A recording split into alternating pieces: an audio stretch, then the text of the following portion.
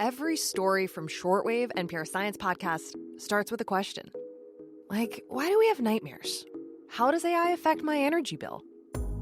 At NPR, we are here for your right to be curious about the world around you.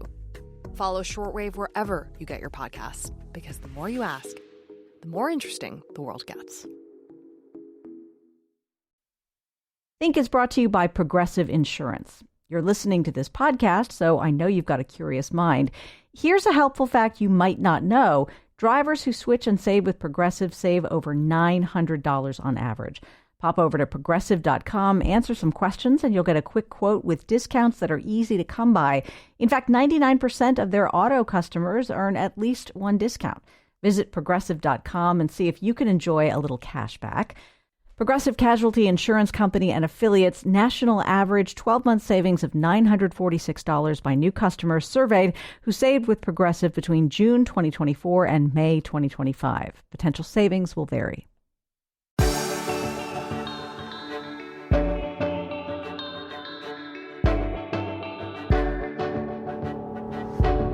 U.S. presidents have followed the example of George Washington for more than 200 years. The cabinet of advisors to help run the country, the tradition of the State of the Union address, and the two-term limit, which all but FDR adhered to even before the 22nd Amendment.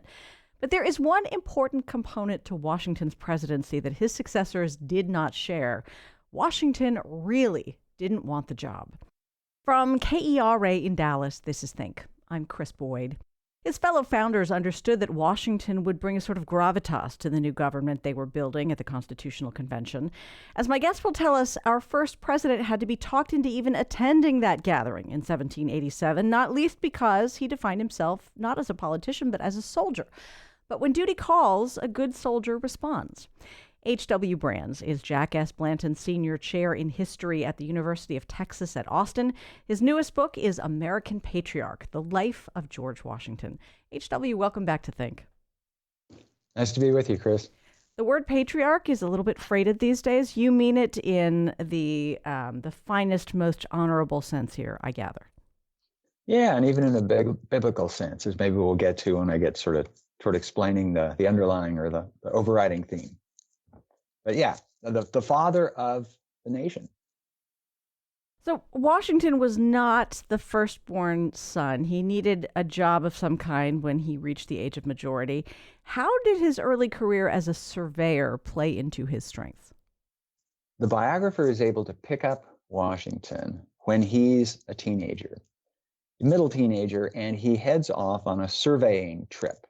There's an older friend that he's surveying with, but he's had very little formal education, but he's learned enough about mathematics and geometry to learn the rudiments of surveying. And Washington demonstrated something at this point that's extremely helpful to the biographer. That is, he keeps a journal. And Washington kept a journal or a diary or something like that almost his entire life. And in this journal, we see Washington go on what is the greatest camping trip a teenage boy could ever imagine.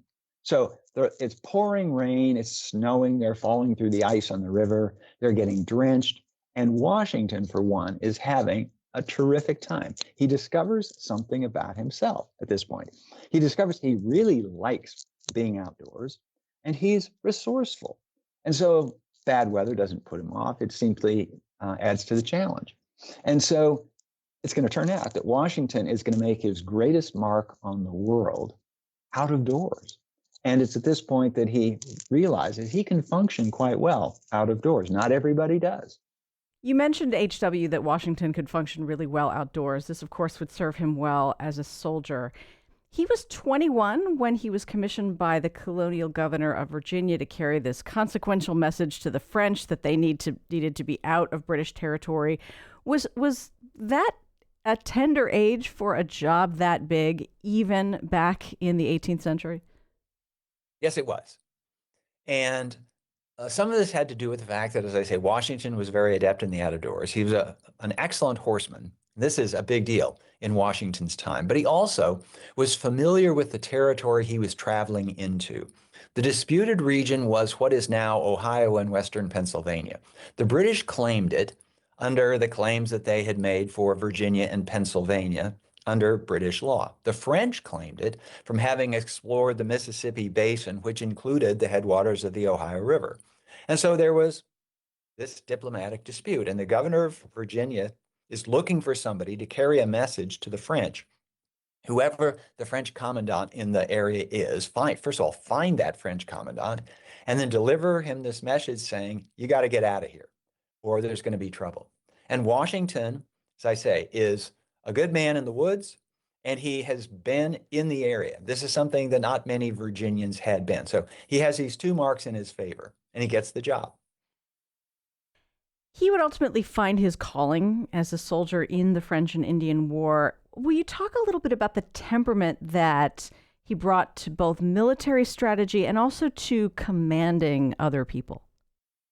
Well, the first indication that he has the promise of a military career occurs in his very first firefight. So in the beginning of what's going to become the French and Indian War, Washington is out there with a small military group, and they encounter a French small military group as well. And both sides are sort of trying to figure out where the other are, because both sides are laying claim to this region. And this firefight takes place, and Washington nearly gets killed. And afterward, he didn't get killed, but afterwards he writes a letter to his brother in which he says, I've been under fire. I've heard the bullets whistle. And let me tell you, there was something charming in the sound. Now, anybody who can experience near death and think that this is charming, this is somebody who really has a potential career as a soldier. Yeah, I mean, do you think his experiences as a soldier shaped his relationship to risk-taking later on in other contexts? No, I don't think so. In fact, Washington was not a particular risk taker, but he was one who was not at all bothered by physical danger, certainly physical danger that you would encounter on the battlefield. This didn't make him more of a risk taker in politics, for example. So he didn't think that he could try some risky diplomatic maneuver and get away with it. I saw no evidence that translated that way. But in terms of the fact that he might die if that bullet or that arrow, had been 3 inches the other way, it doesn't daunt him at all. In fact, it seemed to have the opposite effect. There are other soldiers in history who encountered this. Ulysses Grant was one, who they operate better when the battlefield, when the fire opens up. And at a time when everybody else is getting confused and demoralized and crazy, they're getting focused. And it's sort of like the way athletes sometimes describe being in the zone, where everybody else is unnerved by the pressure of the moment, but they just manage to zero right in. And Washington was that way. And so it made him able to make his best decisions under the greatest military stress, when artillery shells are blowing up around him and soldiers being mowed down beside him. He can still focus and can do what he needs to do. Coming into close contact with indigenous peoples in the French and Indian War, how did that shape Washington's view of the people who had lived on this continent before Europeans ever arrived? So it's worth a reminder to your listeners that it's called the French and Indian War, not because it was between the French and the Indians, but because it was between the French and their Indian allies and the British and the British American Indian allies. And so in both cases, both the French colonizing in Canada and the British colonizing what's now the United States, they worked with Indian tribes that were willing to work with them. And sometimes the tribes were friendly, sometimes the tribes were hostile. And they would be on your side or the other side as those tribes saw fit. And Washington, and particularly in this early age, saw the tribes as independent groups that could ally with Washington's side or not, depending on how they were treated, depending on what their goals were. So Washington early on realizes that dealing with frontier issues requires diplomacy toward the various Indian tribes. And again, some can be friendly, some can be made friendly, some will be hostile. And the ones that are hostile, you fight against. The ones that are friendly, you fight with. It's really surreal to think about how history could have played out differently if Washington had gotten his way. But he really hoped for a commission with the regular British Army, right? Can you explain the relationship between the regiment that he was fighting with and the actual British Army? Washington was the commander of the Virginia militia. This was the army of the colony of Virginia. It was paid for by taxes in Virginia through the Virginia colonial legislature. British regulars answered to the British government. They were paid by the British government. They had commissions from the British king. They were considered, certainly by themselves, to be superior in talent and experience and all the stuff that comes with being a soldier. And they looked down upon the colonials, these ragtag militia. And militia were part-time soldiers. The British regulars were full-time soldiers. Many of them in America had fought other wars and other campaigns. So they did have a lot more battlefield experience than the Virginians. On the other hand, they were fighting far from home, and the Virginians were fighting on their home territory. But Washington was one who certainly had the promise of jumping from just a Virginia soldier, Virginia officer, to the British Army. And Washington saw enough of the British soldiers in action to realize he was as good as they were. Indeed, he was better than they were. He was braver than they were. He knew how to command soldiers better than they did. He had an eye for tactics and for strategy better than they did.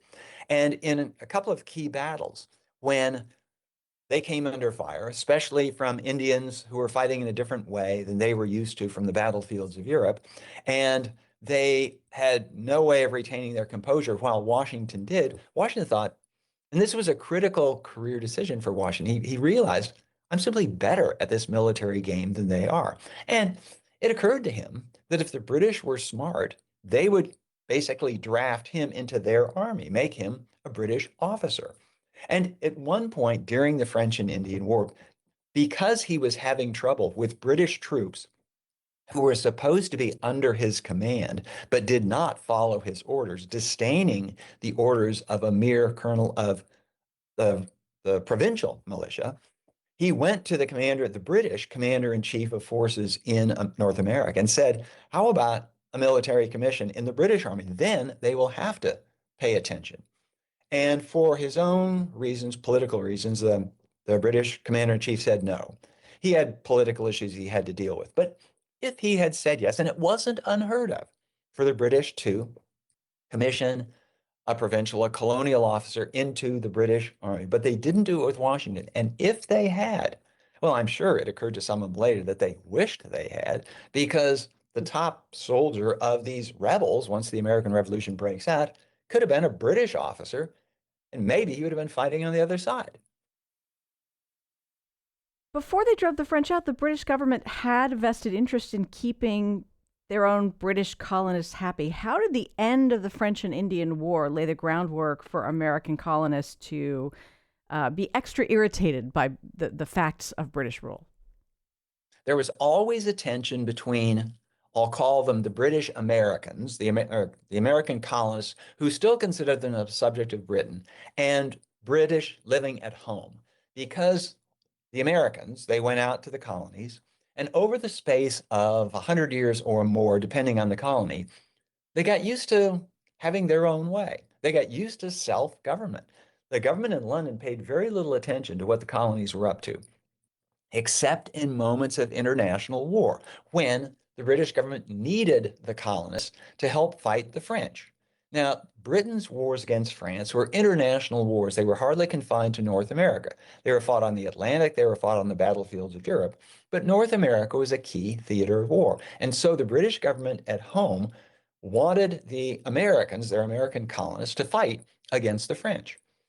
But they had their own reasons for doing so. And what would often happen is that the Americans would fight against the French in North America, and they would risk their lives, and they would spend their fortunes fighting against the French, and they would win battles and win prizes that they thought they certainly hoped to retain after the war. But then for diplomatic reasons, for European political reasons, the British government would barter those away for something else, with the result that the colonists began to think more and more that they were being used simply as pawns in the larger game of the British government, and that there was very little in it for them to remain part of the British Empire. Washington was also a gentleman farmer, when he was not off being a soldier. At some point, he joined many of his neighbors in planting more wheat than tobacco. This seems like a minor decision. How did changing crops position the colonies to be more economically independent of Great Britain? Tobacco was the cash crop that saved the Virginia colony in the early 17th century from dissolution. And it was a crop that would grow in Virginia. It was a crop that was in demand in England and the rest of Europe. So the cash that it brought in was very valuable, and it kept the colony from falling apart. But it also was very hard on the soil. And so planting tobacco year after year wore out the soil. And the planters, the people who raised it, they observed this. The harvests, the yields got less and less every year. And so they had to find something else to grow. And the natural thing to grow was, well, food crops and wheat and barley and oats and such things as that. With the result of this, the economic connection between the American colonies and Britain at home was less crucial to both than it had been before. And so by the late 18th century, Washington on his farms had gotten out of tobacco. And the crops that he grew looked much like the crops in Pennsylvania or Maryland or New York. And it made him less dependent and less important in the British economic scheme of things. He had been irritated by British colonial rule for a long time for a variety of reasons, but remained broadly loyal. Were the Intolerable Acts, what came to be known as the Intolerable Acts, the final straw for him? I can't say there was a single final straw. There was a growing feeling that the interests of the British government were not the interests of people living in Virginia or America generally. At first, it was possible to believe that the laws that were passed, really starting with the Stamp Act of 1765, that the British parliamentarians, the people who voted for the law, had just been badly advised, and they didn't realize how resentful this new tax and this new kind of tax made the Americans. Now, in defense of the British lawmakers, Americans, they sometimes stood on their rights as Englishmen and then sometimes claimed that we're Americans, we're something different. And in the case of resisting the taxes, the argument they made was that ever since Magna Carta back in the 13th century, there'd been a fundamental principle that in British English and then British law, people could not be taxed without their consent, or more precisely, without the consent of their elected representatives. The colonists pointed out, we don't have any elected representatives in Parliament, and therefore taxes that Parliament votes on should not apply to us. But Parliament took the position, you reside within the British Empire, Parliament makes laws for the British Empire. You're going to pay those taxes or else. Now, in response to the Stamp Act, the colonists, they got together. This is a crucial thing. For the first time, the colonies begin acting together and thinking of themselves as this unit. Before this, the ties were much closer between Virginia and London than, say, Virginia and Pennsylvania. But mutual resistance to the taxes brings them together and gets them thinking together. And although the British backed down on this particular set of taxes, the stamp taxes, they retain the principle that we have the right to tax you and make law for you in all areas whatsoever. And so people got their backs up on both sides. The Americans grew more suspicious of the intentions of Parliament, and the parliamentarians grew more suspicious of the intentions and goals of the Americans. It was possible in London to think these Americans are just looking for an excuse to revolt. And the only way to keep them in line is to respond with force. And when the British government did respond with force, then the Americans said, the British, all they want to do is oppress us. They want to grind down Americans and take away our rights. I hadn't realized that the colonists who were ready to revolt would all have wanted the American army to be run by someone from their geographic region, right? So the Mid-Atlantic people wanted a Mid-Atlantic guy and the New Englanders wanted a New England guy. How did it happen that Washington and the South and Virginia won that contest? Well, the point that you make is actually quite important because in many ways, people in Virginia felt closer to people living in England than they did to people living in Massachusetts. And so if the Virginians are going to be involved in a conflict, well, they're going to want one of their own, and not necessarily somebody from Massachusetts. But the reason Washington ultimately gets the job as the commanding general of the Continental Army is that at that time, in 1775, trouble, in fact, violence has broken out in Massachusetts. And it's not an accident that it was in Massachusetts, because Boston was about 2 or 3 years ahead of most of the other colonies regarding the rights of Americans vis-a-vis the British. And most of the trouble in America, the trouble as viewed from London, focused on Boston and Massachusetts somewhat more generally. And the fighting occurred. This is at Lexington and Concord in April of 1775, when the British general who commands the British forces that are occupying Boston hears that the local militia have a stash of arms in the countryside outside of Boston. And as a preventive measure, he says, okay, we're going to go seize those weapons, so we're not fighting a war against these Americans. And he goes out to get them, and the Americans say, sorry, you can't have the weapons. And this is when what becomes the Revolutionary War begins. But at this point, it is Massachusetts against Britain, or maybe New England against Britain. Virginians didn't have anything to do with this. Virginia wasn't in the same position vis-a-vis Britain, but Virginia was the largest colony. It was the most populous colony.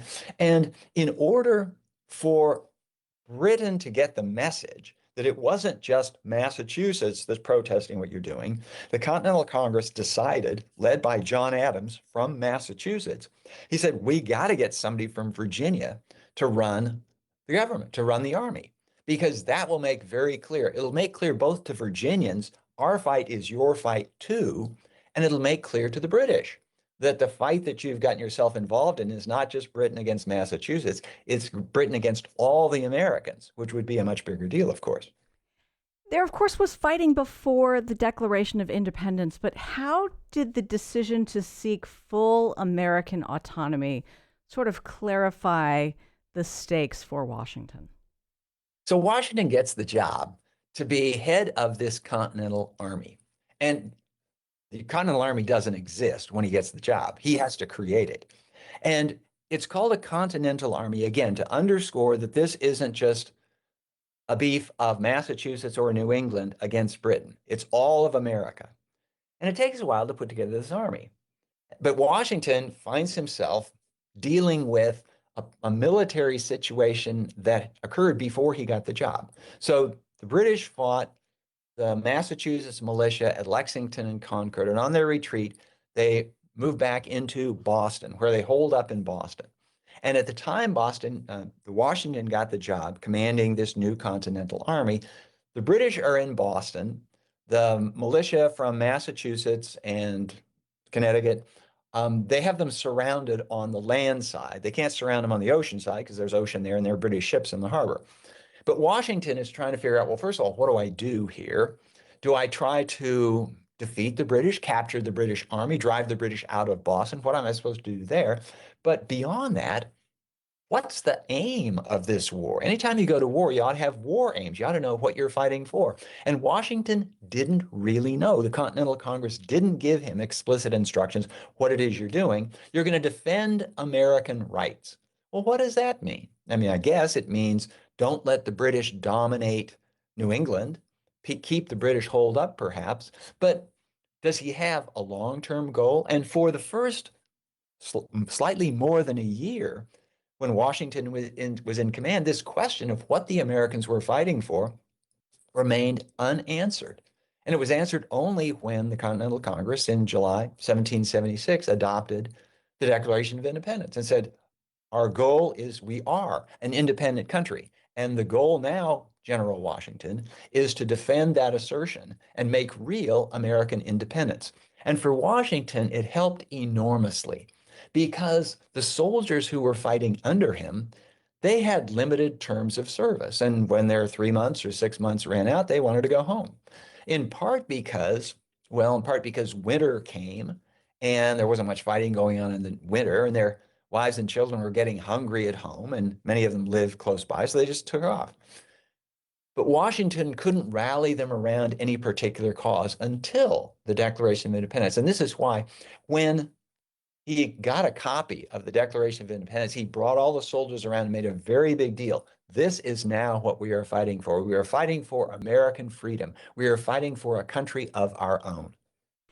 You write at one point in the book about reading his dispatches, especially early in his career, to either subordinates or superiors, and you note that he did a kind of a code switch, right? He had a different tone. Can you talk about what he learned early in his military career that might have served him later in his military career in terms of his ability to communicate messages in a way that would really resonate? Washington always understood where he sat in the chain of command. So the soldiers who served under him, they had to take his orders. If he ordered them to do this, of course, he took care to make wise orders and good orders. But once he gave an order, they had to do what he said. But he wasn't the top of the government. When he dealt with the governor of Virginia first, when he's command of the Virginia militia, and then as the commanding general of the Continental Army, he deals with the Continental Congress. But he deals not only with the Continental Congress, but with the governors of the various states, because it's important to remember that the Continental Congress was this body that had almost no authority. It had notions, it had some popular support, but it had no authority to order states around. The United States during the Revolutionary War was really more a military alliance of independent countries than it was a country itself. And so Washington had to be the diplomat, both with the Continental Congress. He couldn't order them around. He couldn't order the governors around. And so it turned out that Washington was a very tactful and diplomatic guy. He had his ideas.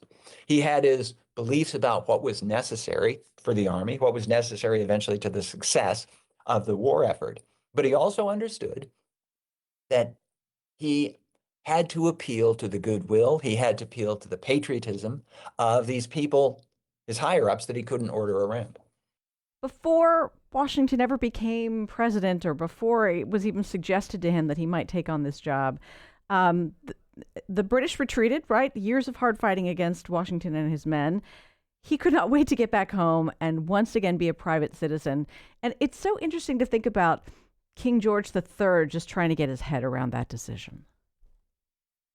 So when George III, the King of Britain, was told, he received a report that Washington, the war is over, the treaty has been signed, that Washington has relinquished his command and become a civilian once again.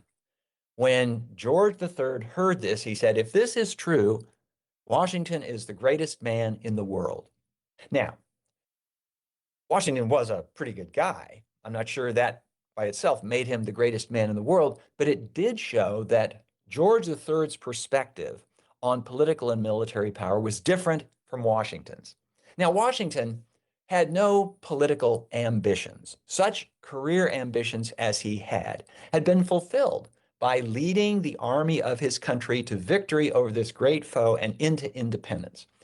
He had no desire to convert that to political power. He wasn't a politician. He understood that the political realm was not where his gifts lay. He was really good in the military realm, but in politics, not so much. But there is something else too, and that is that if Washington had said, you know what, I'm not going to send my soldiers home. We're going to march on Philadelphia and we're going to take over the government. There was no government really to take over. George III was thinking of a coherent nation state like Britain and an army that marched on London and took over the capital, controlled all the arms of the government, controlled the finances of the government, controlled the country this way. There wasn't a country like that to take over. There was this United States, but it's very worth noting that when people spoke of the United States, they construed it as plural. These United States, again, very much in the way that if people would speak of the members of NATO. They don't speak of NATO as this thing by itself, that the authority lies with the members. Same thing. So even if Washington had wanted to take over the government at that point, there wasn't anything to take over. Yeah, it was this sort of, I think even as Americans who studied history in school, we can forget that the revolution ended in 1783. Washington didn't become president until 1789. There was this, forgive this very not historic term, kind of a squishy time, right? When this new country tried to limp along and figure out how it would form itself. Yeah, and there was, I mean, it was a time of troubles for America because the patriotism and the sense of cooperation that held the country together during the war disappeared when the war was over. You know, common enemies cause people to unite. Take away the enemy, and the alliance falls apart. And that's exactly what happened. And by 1786, there were uprisings within the states that looked like they were going to spread. And in fact, the one that really got Washington's attention and that made him finally say yes to James Madison's plea that General Washington, you've got to come to this convention that we've called for Philadelphia in 1787 to create a stronger government. He had said no, no, no, until he heard about this rebellion in Western Pennsylvania, Western Massachusetts, excuse me, led by a guy named Daniel Shays, and it's known as the Shays Rebellion. These were military veterans. These are men who had fought under George Washington. And when Washington heard about this, he thought this was the worst thing ever. And he thought, and this thought was reinforced by people like Madison, who said, General Washington, unless you join us in this new effort to create a stronger government, all the victory that you will have won on the battlefield during the Revolutionary War will be lost. This is the time when we need you more than ever. And Washington really had a hard time saying no when he thought he heard the voice of his country calling to him. H.W., Washington was not prone to false modesty. That wasn't something that was necessary for him. And he was not, afraid of hard work. He didn't want to be president, but talk about why such a willing and confident military leader thought civilian leadership would test him in ways he was not entirely confident he could pass. I think it comes down to the matter of command. He understood that when you're a general, you can ponder your alternatives, you decide among them, and then you can make sure that they're carried out because you can order the people beneath you to carry them out. When you're in politics, certainly when you're in the politics of a republic, and Washington was very aware of what it was he and his army and his generation had created, a republic where there is no king. There's nobody who gets to order everybody else around. And Washington realized that even if he were president, he really would be essentially one among equals. The president of the United States had control of the executive branch of the government, but had no control over Congress. And he and pretty much everybody else at the time thought that Congress was going to be the initiator, the driving force of American politics. That's the way the Constitution was written.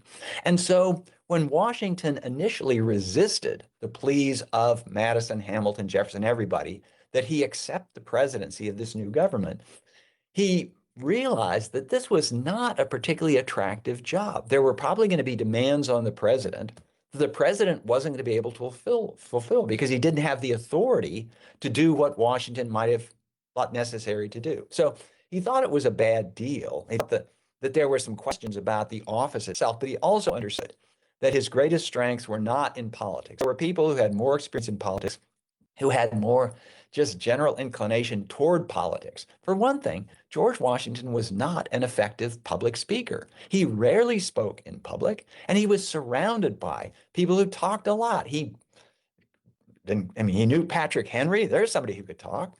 And Alexander Hamilton can talk. And Aaron Burr could talk. I mean, these are all lawyers and lifetime politicos. And Washington's just a soldier. So he knew that he would be out of his comfort zone for sure in this political realm of the presidency. How did he interpret what the Constitution ordered the executive branch to do with regard to communicating with and to the legislative branch? Like, how did he want to strike the balance between being too lofty and inaccessible or too familiar? So Washington simultaneously benefited from and suffered from the sketchy nature of Article 2 of the Constitution. And one of the reasons Article 2, this is the one that describes the executive branch. One of the reasons it was so sketchy is that the Constitutional Convention took up all the time talking about Article 1 and what the Congress could do. And when they thought about, well, what's the president going to do? A lot of them just looked over to Washington, who was part of the Constitutional Convention. He was the presiding officer at the Constitutional Convention. And Washington interpreted presiding officer to mean that he presided, but he didn't participate. So Washington did not join in the debates over what representation should look like, what powers Congress should have. He just kept silent. And the silence worked very much in his favor because all the lawyers and politicians there are arguing back and forth and back and forth, but Washington is sitting silent. And it was easy for the other people doing all the arguing to think that Washington knew more, that Washington had greater gravity than they did, didn't lower himself to their level. And they all came to a conclusion, which turned out, very thankfully for the country, to be true, that Washington would do the right thing for the country. And this is a real testament to the esteem in which Washington was held. No one ever had any idea that Washington might somehow seize upon the power of the presidency and make himself greater than the presidency ought to be. And it turned out this was a very accurate estimate. Washington didn't do that at all. He did stretch the Constitution a little bit in a couple of areas, but really just on sort of operational grounds, but not in any effort to aggrandize himself, or for that matter, the presidency in general. So this makes me think about when, a screenwriter writes a role with a specific actor in mind, and maybe that screenwriter uses fewer, descriptions of the blocking and that sort of thing, or fewer explanations of what the character should do because they trust that actor and they know that it is written for the actor. If in some ways the Constitution was written with Washington as first president in mind for everyone who would cast that unanimous vote, does the Constitution suffer in some ways from too little sort of prescriptive content for the chief executive? Yes and no. It would have been better for the Republic after Washington if there had been a closer description of what the duties and responsibilities, prerogatives of the president were. That is, if the framers of Article 2 had gotten all that right. But that was the problem. Nobody could really foresee how this new government was going to evolve. And this is one of the reasons that the Constitution, in effect, that is, in the way it is played out, hasn't really changed much in the way it's written, but in the way it's played out, has changed far more regarding the presidency than it has regarding Congress. And this because the drafters of the Constitution were familiar with parliaments. They'd been dealing with the British Parliament. They were familiar with what the Roman Senate had done. So bodies of lawmakers, they were familiar with that. But they knew they didn't want a king. And so this chief executive was not going to be a king, was not going to have total authority over what the legislature did. They did give the executive a veto power, but it wasn't an unbreakable veto power. If Congress really wanted something, then by a 2/3 majority, they could override the veto. So they didn't know how this was going to unfold. And the framers of the Constitution, I think, would have been astonished if they had learned 250 years later, almost, that we were still using the same Constitution, only lightly revised, only lightly amended. They were thinking, can we get through 10 years? Can we get through 20 years? And then this thing will have to evolve, which is why when they wrote the Constitution, they allowed for the process of amending the Constitution. And in fact, they got some stuff really badly wrong regarding the presidency. They didn't have any idea that presidents would be nominated by parties. They didn't have any idea that presidents would run with running mates to be their vice president. And so the first really substantive amendment to the Constitution is Amendment 12, after the Bill of Rights, is the one that utterly revised how presidents were elected. I'll add one other thing. They didn't see democracy coming, and so they didn't realize that people 200 years later would look upon the Electoral College as this very anachronistic thing. It seems the founders spent a surprising amount of energy talking through how the leader of a republic ought to be addressed. How did they land on Mr. President? This was the silliest thing in the world. So there were those people who really, the only model they could come up with for a chief executive was a king. And so kings were called Your Majesty, Your Highness, that sort of thing, Your Excellency. And Washington didn't want any of that. He'd been used to be calling him General Washington, but that wasn't going to work either.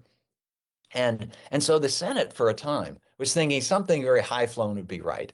James Madison and other people in the House of Representatives, which was always the more small d Democratic branch, they thought, well, no, we don't want to raise our president up to be something different, because they were aware that there might be temptations on the part of some people to make this presidency into something like a kingship, maybe even set up your own kid to be your successor.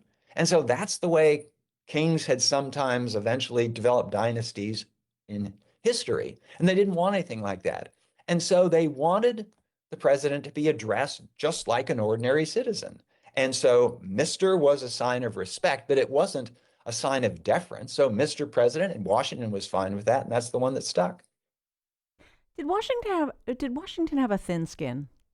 He liked to pretend that he did not, but he did.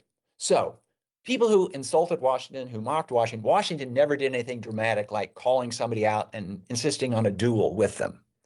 But things got to him that he could have let pass. And some of this reflected the fact that when Washington went into politics, when he went from being General Washington to President Washington, he was seriously concerned that his reputation would be damaged by that. And he thought his reputation was the most important thing that he was connected with him. He considered himself a man of honor, a man of principle. And the way you knew you were a man of honor and principle is that people recognized you as that. And once he went into politics, people would start saying he was doing stuff for his own self-interest. Well, politics emerged, and sometimes Washington supported one policy, sometimes he supported another. And if he supported your policy, then you were complimentary toward him. But if he supported the other, you might criticize him. And Washington had not grown up in a realm where being criticized politically was just the way things were done. He'd never been a lawyer in court. And so he wasn't used to, okay, the other person gets to argue his case just as strongly as you can. And so when political parties developed during the 1790s, during Washington's time as president, and newspapers were created by the two parties, the ones that felt themselves to be the pro-administration party, they were favorable toward Washington, very complimentary. But the opposition one, the one that's associated with Thomas Jefferson and what would become the Republican Party, the Jeffersonian Republican Party, they took shots at Washington. And sometimes the criticisms were as silly as could be. So some friends of Washington decided that they were going to have a birthday party for Washington. And so the party was held. And the opposition press said, oh, this is a horrible thing, because birthday celebrations are what kings have. And the writer, anonymous writer of this editorial said, well, we presume that Washington himself would not take this to an extreme, but the next president might not. And so we have to nip these monarchical tendencies in the bud. And Washington read something like this. Oh my God, what have I got myself into? You say that as much as Americans admired Washington's accomplishments, what they really admired was his character. Talk about what you think are the most significant aspects of that character that served him in his ability to be the kind of leader this country needed at its founding. Washington, early in the troubles that would give rise to the American Revolution, concluded that Americans had to defend their own interests, their own rights. And Washington identified his interests with the interests of first Virginia, but then this larger United States of America. He believed that a person needed to stand on principle when the rights of Virginians, when the rights of Americans were threatened by what he saw as British overreach. He thought the Americans needed to stand up against this, to the point when finally it became clear that the British would not allow the Americans to exercise the rights the Americans thought were their own. Washington came out in favor of independence. And Washington's greatest success, or the thing that conduced most to Washington's success during the American Revolution, was his constant vision of what this war was about. It was to create an American nation, a nation that would give the greatest freedom, the greatest liberty to the largest number of people. Now, we have to accept, of course, all enslaved peoples, including the hundreds who worked on Washington's plantations. But nonetheless, Washington's vision is we have to create this country. And Washington considered this a matter of principle, a matter of honor. And he allowed the soldiers who served under him to see that that's why he was in it. This is what he was fighting for. It impressed them that he refused to take a salary. He refused to be paid. And so he was doing it on his own nickel. Of course, he could afford to. That helped a lot. But still, he made it very clear to them that I'm doing this not out of self-interest. I'm doing this because I believe this is the best thing for Virginia, for the United States. And he kept that as his guiding star. And when he put down his military command and went back to being a mere farmer, plantation owner in Virginia, that impressed a lot of people because a lot of people said, well, geez, if I'd have been in that position, I wouldn't have done it.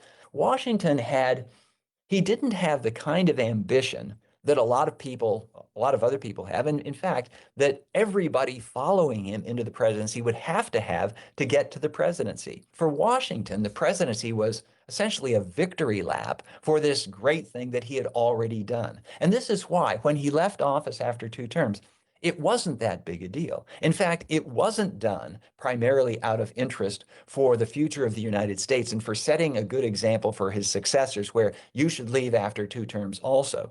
No, if that had been a big deal, it would have been written into the Constitution, but it wasn't. He left because he was so fed up with politics, he couldn't get out of Philadelphia fast enough and get back to Mount Vernon. H.W. Brands is Jack S. Blanton Senior Chair in History at the University of Texas at Austin. His newest book is called American Patriarch, The Life of George Washington. H.W., it was always a pleasure to speak with you. Thank you for sharing these stories. Thanks for having me on, Chris. Think is distributed by PRX, the Public Radio Exchange.